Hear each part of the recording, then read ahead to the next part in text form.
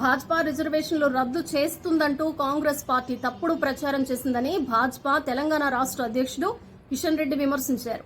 ఢిల్లీలో నిర్వహించిన మీడియా సమావేశంలో ఆయన మాట్లాడారు. లోక్సభ ఎన్నికల్లో తెలంగాణలోని 47 అసెంబ్లీ నియోజకవర్గాల పరిధిలో అత్యధిక ఓట్లు వచ్చాయి. సికింద్రాబాద్ లో కాంగ్రెస్ పోటీ చేయలేదని ఎంఐఎం పోటీ చేసిందన్నారు.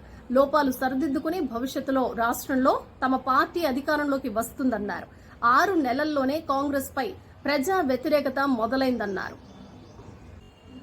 బెంగళూరు రేవ్ పార్టీ కేసులో అరెస్టైన సినీ నటి హేమను మూవీ ఆర్టిస్ట్ అసోసియేషన్ సస్పెండ్ చేసింది. పోలీసుల నివేదికలో హేమ డ్రగ్స్ తీసుకున్నట్లు నిర్ధారణ కావడంతో ఈ నిర్ణయం తీసుకున్నట్లు అధ్యక్షుడు మంచు విష్ణు తెలిపారు.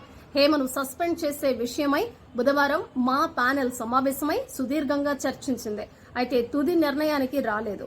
హేమను సస్పెండ్ చేస్తున్నట్లు గురువారం అధ్యక్షుడు మంచు విష్ణు ప్రకటించారు. ఆంధ్రప్రదేశ్ అసెంబ్లీ ఎన్నికల్లో తెదేపా, జనసేన, భాజపా కూటమి జయకేతనం ఎగురవేసిన సంగతి తెలిసిందే. జనసేన పోటీ చేసిన అన్ని స్థానాల్లోనూ ఘన విజయాన్ని సాధించింది. ఈ క్రమంలో ఆ పార్టీ అధినేత పవన్ కళ్యాణ్ ఎంతో ఉత్సాహంగా ఉన్నారు. తాజాగా జరిగిన ఎన్డీఏ కూటమి నేతల సమావేశానికి తన కుటుంబంతో సహా హాజరయ్యారు.